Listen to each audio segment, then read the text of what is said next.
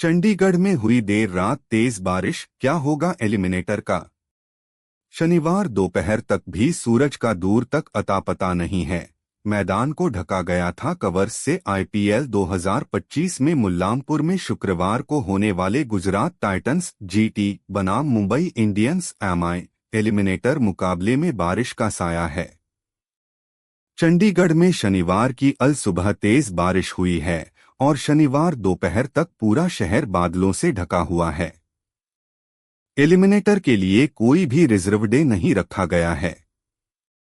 शनिवार का मैच खेलने के अगले दिन ही जीतने वाली टीम को अहमदाबाद के लिए निकलना है, जहां पर उनको क्वालिफायर 2 खेलना है।